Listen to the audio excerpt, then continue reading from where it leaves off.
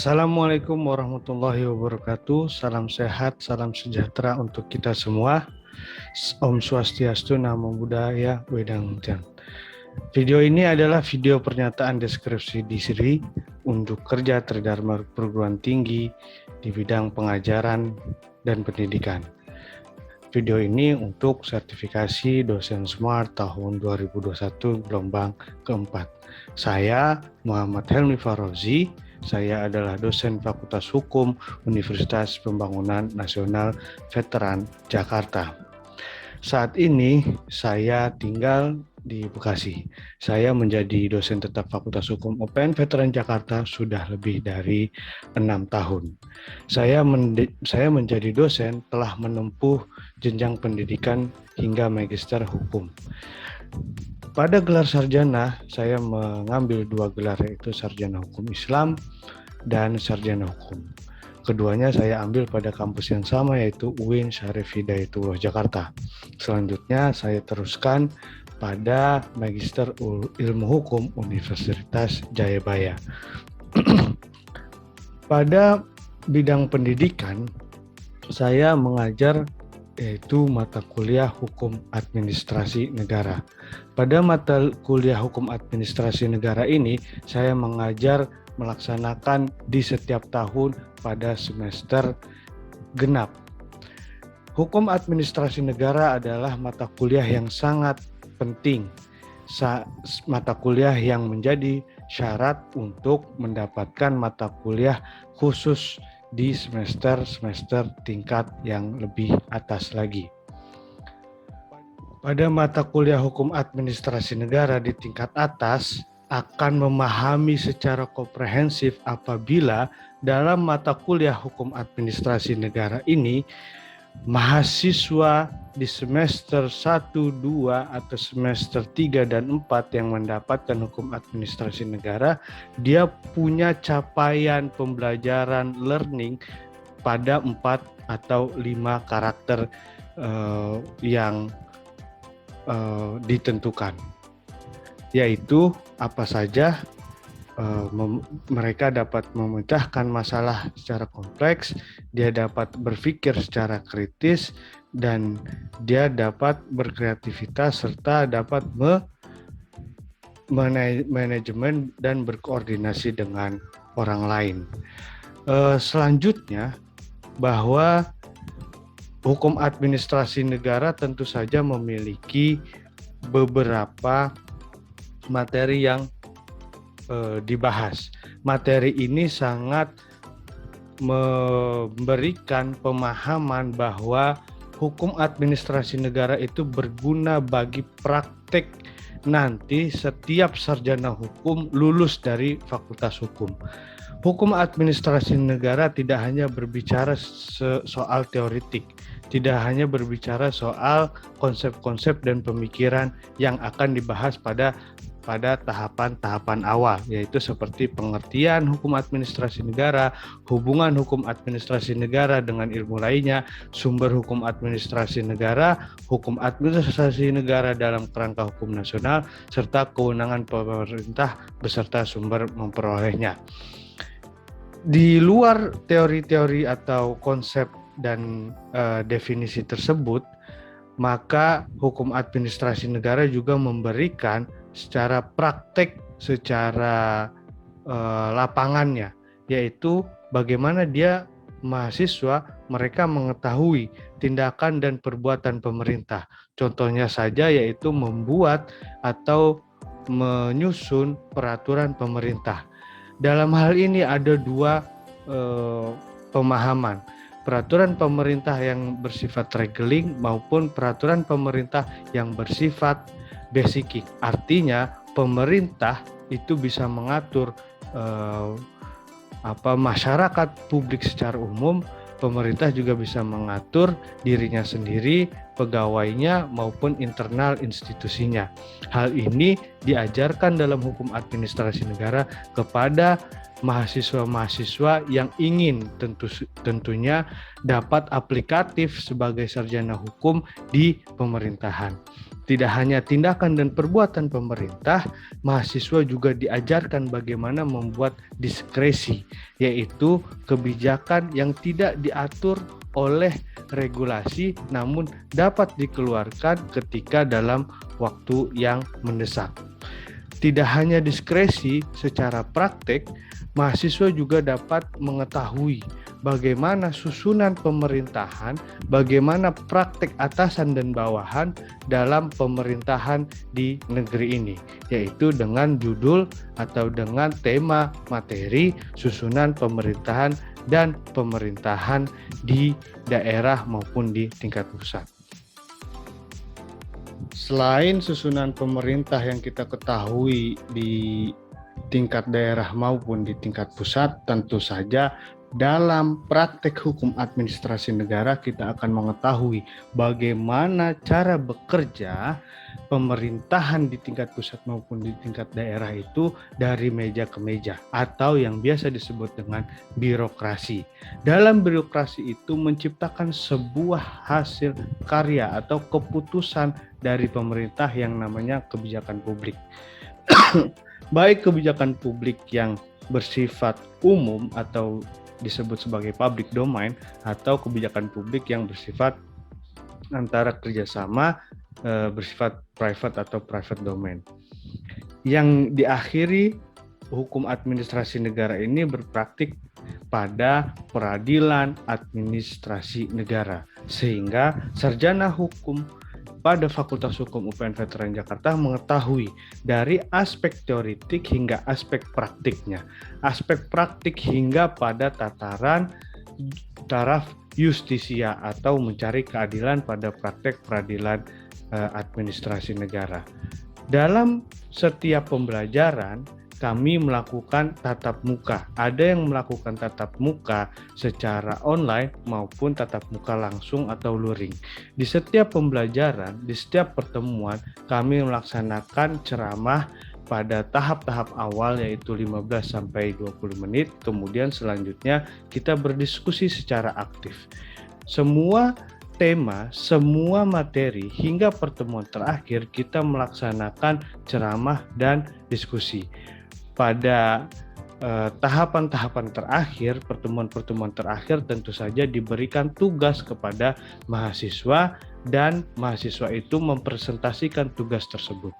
Hingga 14 pertemuan selanjutnya hingga akhir bertemu pada ujian akhir semester.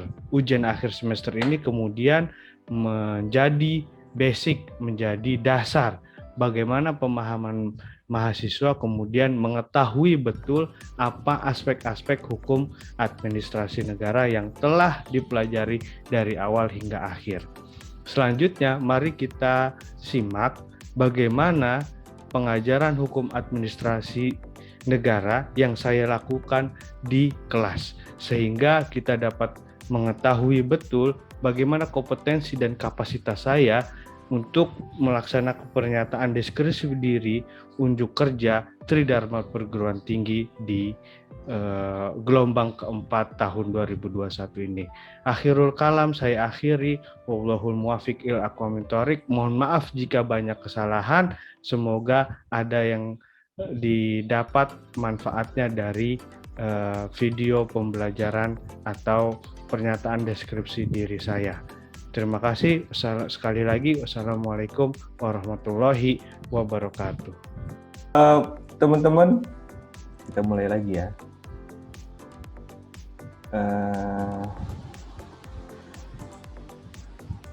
Asas-asas umum pemerintahan yang baik. Oke, kita belajar asas-asas umum pemerintahan yang baik. Ingat teman-teman pengertian asas-asas umum pemerintahan yang baik. Kita belajar tentang asas-asas pemerintahan yang baik.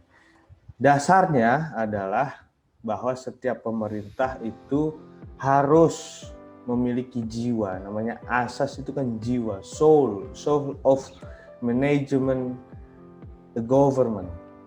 Memanage pemerintah, penyelenggaraan pemerintah, penyelenggaraan birokrasi itu harus punya jiwa yang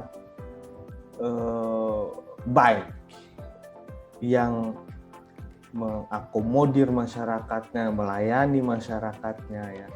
Jangan malah menuntut macam-macam ke masyarakatnya. Kalau ada yang nggak baik, kalau tuntutannya jahat-jahat, kalau peraturannya nggak benar, ini salah satu cara atau jalan kita mengoreksi pemerintah, kita mengkritik pemerintah. Ada jalannya ya. Bagi anak-anak aktivis ini menjadi bargaining atau tameng bahwa pemerintahan itu harus bekerja kepada rakyatnya untuk maksimal, komprehensif dan baik. Nah, kedudukan sekarang dan penerapannya, AUPB punya peran atau kedudukan yang penting, sepenting orang tua dalam hidup kita. Waduh, siapa yang tidak mementingkan orang tua, insya Allah hidupnya nggak tenang. Wah, iya benar, hidupnya akan celaka.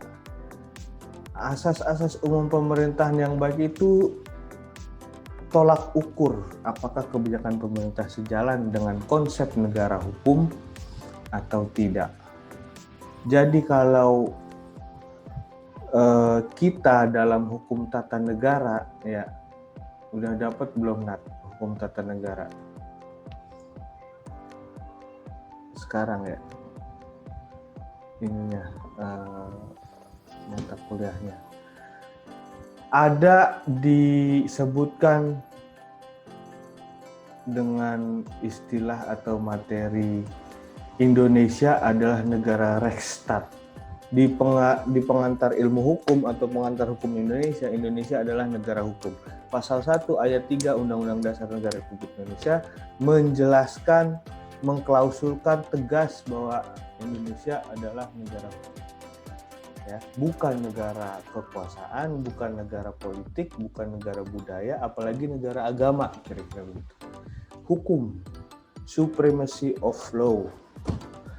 Jadi kalau pemerintahan pusat membuat kebijakan, misalnya ya, yang kemarin ditentang oleh mahasiswa tuh, Undang-Undang Cipta Kerja, Undang-Undang KPK yang direvisi, Undang-Undang KUHP, itu tidak sejalan dengan hukum tertinggi di Indonesia apa?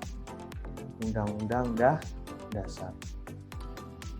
Itu maka kita lawan. Waduh, Bapak ini dulu aktivis atau gimana? Enggak, saya menjelaskan AAUPB itu adalah tolak ukur kalau tidak ada yang sejalan, kalau ada kebijakan yang tidak sejalan dengan Undang-Undang Dasar, ya maka kita ajukan. Nah, nanti penerapannya nih. Penerapannya itu AAUPB dengan apa? Bisa dengan menggugat kebijakan pemerintah itu ke Pengadilan Tata Usaha Negara. Nanti di akhir kita akan bahas bagaimana cara menggugat kebijakan pemerintah yang salah. Yang kedua, AAUPB itu penerapannya ada yang dituangkan dalam undang-undang, ya. Undang-undang apa saja, ya. Jadi misalnya begini ya, Fatimah Az-Zahra, itu ada lagu nasyid. Saya nggak mau nyanyi, suara saya jelek. Ada yang dituangkan dalam norma, misalnya kebijakan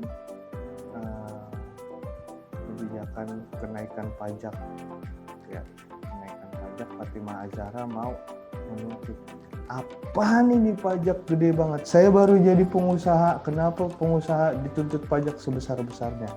Soalnya pemerintahan Kota Bekasi merubah pajak PPN restoran. Misalnya Fatimah punya restorannya Solaria, ya kan, ada 3 cabang, yang tadinya 10% naik jadi 25%. Nah, ada cara untuk menuntut kebijakan pemerintah Fatimah Zahra tinggal di mana? Di Jakarta Pusat, Pak. Oke, Jakarta Pusat. Let's say Harmoni. Nah, Jakpus kan? Atau Mangga Besar? Nada tuh sering ke Mangga Besar. Dia sering beli ini HP di Harko Mangga 2. Ya.